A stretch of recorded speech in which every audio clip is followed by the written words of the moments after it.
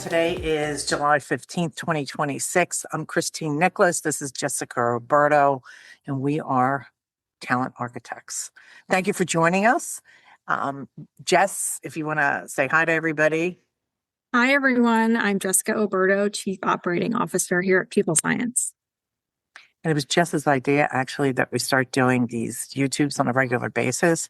We've got a nice following going on. Thank you to our followers who have been with us actually since 2020 on our monthly webinars entitled Talent Acquisition Evolved. We've had some great speakers on there. So that you understand who we are, is I'm the CEO and founder of People Science, started the company in 1997, spent my entire life, some days I'm not sure why, studying the world of work, specifically talent acquisition. People Science does four things. We started in the talent acquisition consulting side, where we give good advice. We're the founders of the recruiting continuum that you'll always see in our logo. We are also a recruitment process outsourcing company, which really helps us keep our fingers on the pulse of what's happening minute by minute, day by day, because we're compensated to do that. We also provide contract recruiters and Hiregate, which is our proprietary technology that we've recently brought to market. Mostly, though, I spend the majority of my time these days, and I did think at this point in my life I'd be sitting on a beach, right, Jess? But it's just way too exciting. It's just way too exciting what's going on in talent acquisition. So this is our first of what will be our weekly podcasts and shows. We hope that you'll enjoy it. We look forward to your comments. Subscribe and follow if you'd like, and let's get on with it. So today's topic, we thought a good segue into these programs is to talk about the half-year mark. So since it is July in 2026, and we've heard predictions, we've made our own predictions. I think we all have predictions, right, coming into 2026, like what was going to happen. So we've gone ahead and pulled a list of what we are hearing from SHRM, some from Gartner. I will tell you that we do use AI at times here to collect data. All of our data we then double check because we know there's hallucinations that go on, and owning an AI technology, I can tell you it's interesting what we see people get behind. So that's part of this, right? Okay. So here's the top 10 things that we're getting feedback from, either from our own customers in our own network, or, as I said, through sources like SHRM, like Gartner, like HBR, that have some of this good data out there. So, Jess, I'm going to run through these, and I think that we should just keep it like we always do and tell the audience what our thoughts are, and hope that they'll give us some comments too, right? Sounds good. I thought it was interesting. The number one thing is what we talk about all the time, but chat actually articulated it really well, that separating the signal from the noise, right? So companies are inundated with applications. AI is generating poorly matched, quite often, candidates, right? Recruiters are spending far more time filtering resumes, even if they've got augmented technology to help them do that. And leaders are and this is not unique to talent acquisition at this point. I mean, I think since ChatGPT came out, even with the pre-warnings that this is happening, a lot of businesses are still in that, what does this mean to my product? Right? What does this mean to my organization? Which trickles down to what are the products, who are we going to hire? How are we going to execute the work? I mean, the questions are unending. And even in our personal lives too, right? The noise from everybody between streaming, social media, all the different types of media outlets that are out there, just being inundated, even from a shopping perspective, with information. So when it comes to looking at the world of work, how do we separate the actual noise from what matters to us? Any thoughts on that one, Jess? I think to start with that, TA leaders are realizing now that data is finally catching up to recruiting. So in order to get away from the noise and really look at those signals, historically, recruiting has been measured on time to fill, time to hire. But I think now, to sort that out and find the signals, we're really looking more at recruiter productivity, source effectiveness, conversion rates, funnel health. I think the future isn't more dashboards for reporting. It's really looking at data that can show us actionable insights so we can highlight those signals and execute a strategy on them.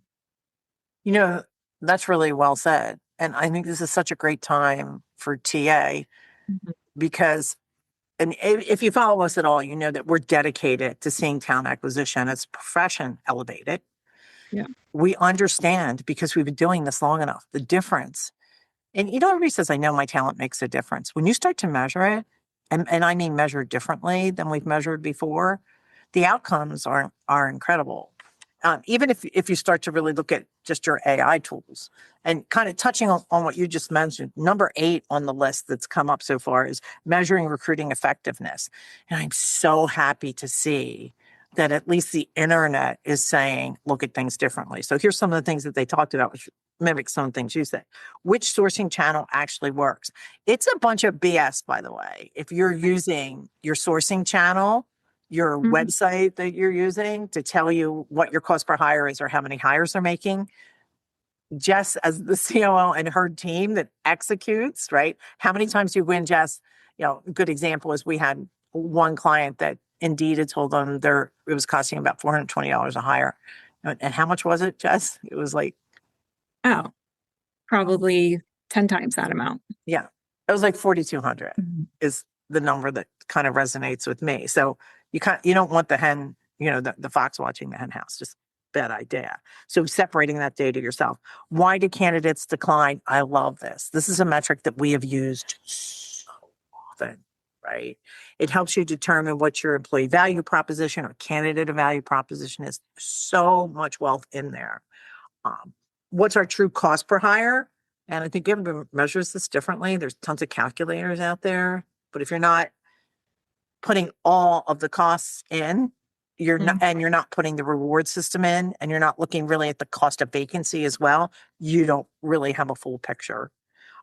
Which recruiters produce the best outcomes? I mean, yeah, traditionally, I think it's like, oh, Jess is successful. She fills jobs because she found me this one candidate, right? Which, do we measure anybody else's work based on one hire or how we feel about them that day? So I think moving into that proactive side means doing the difficult work of making sure you can measure the activities and the results of those activities of your recruiters. They can measure it themselves. And then you can make effective changes to play to their strengths, upgrade the areas they need improvement on, right? And where are the candidates dropping out in the process? I think that's a metric that was really big a few years ago when we felt like there was a tight market. But today, and I think it's number 2 on the list, is that in spite of the additional candidates that are in the market these days, TA leaders are repeatedly making comments and sharing the fact that it's very difficult to recruit to find the best candidates. We still have that high scarcity level.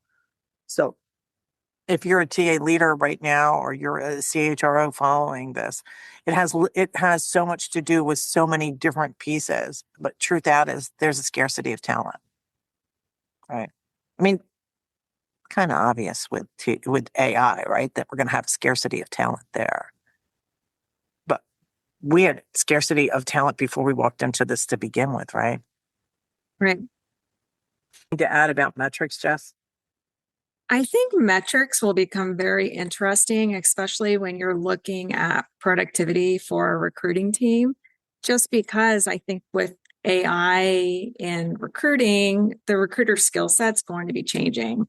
So future skills for recruiters are going to include consulting with business and the hiring manager, change management, AI prompting, storytelling, influence, their business acumen. So I think as talent acquisition leaders, we need to start thinking about at that point, how are we going to collect data to really assess and look at our teams?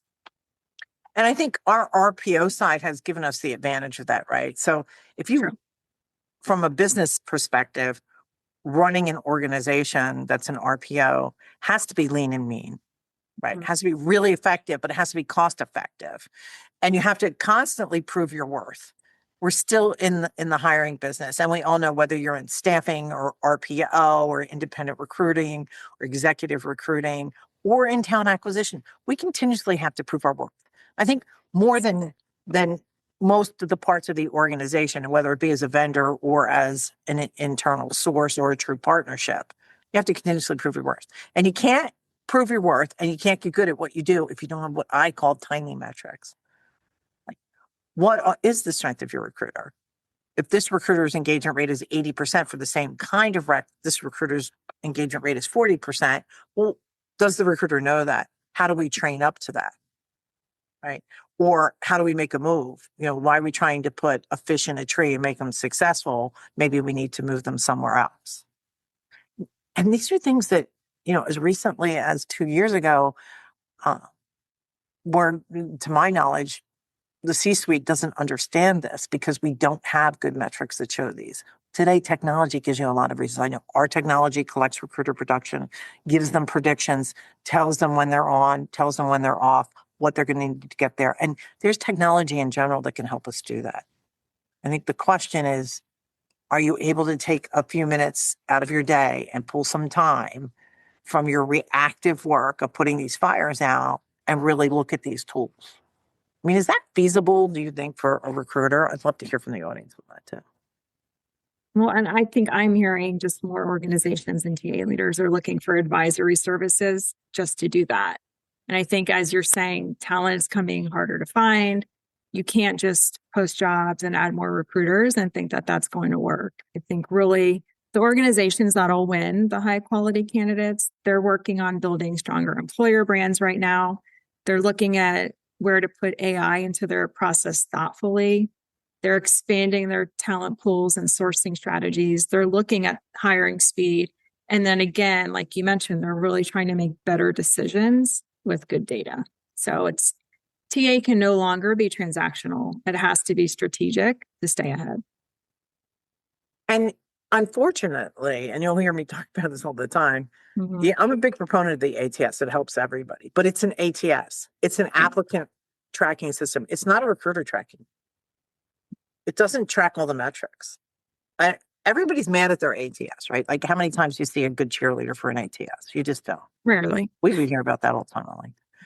I don't know that we've ever had a conversation where somebody's like, this is a great ATS. I mean, maybe once a year at max, right? It's always, why isn't it doing it? And I think that's kind of a systemic issue with the technology and what it was designed to do. It was designed to track applicants. Well, guess what? Applicants are now tracking us, right? Applicants are tracking organizations as much as we're probably better because they're winning the AI game, right? Being flooded with resumes, getting fraudulent resumes, pushing us all. The candidates are pushing us to change the way we look and the way we think of things, which, there's always been this power shift, right? The power when it comes to the world of work has always been with the employer. 2020 came along and we started to see this. And then in a candidate short market, you might hear a little bit about it. We're becoming more humanistic. We're looking more at the, entire persona of a person and trying to treat it that way. But that balance isn't there yet, right? It's still not there yet. But I think and if you stay tuned and you watch further programs, you'll see us talk about the new economy of recruiting, right? So the new ecosystem, which is something you can find on our website. If you want to take a look there, we also have an assessment that you can use to see where you are at this point in time. But I think back to the point at hand, you've got to start with where are you really? So the closing point that I really want to make, and I thought this was really interesting, is that recruiting is no longer about just being reactive and getting it done. AI is changing that. The world is changing that. The candidates are changing that. Our businesses are changing that. The question for recruiters now is twofold. It's why. Why is this happening and what can I do about it? Where are we really? It's not a matter of just working in it and executing it. It's being able to pull yourself out of it. It's being able to look at it from 1,000 feet, to have good, true source of data and be able to get there. And that's how we're going to get through this. This is how you're going to get better quality candidates. This is how we're going to teach the workforce what we need. And I hope that you'll stay in tune. We really are enjoying our webinars. We hope this expands into this. Thank you for following. Jess, any closing words? No, again, I think the future of TA is evolving quickly and we need to make sure that we're keeping up with it. So I hope you all join us for our next conversations. See you next week.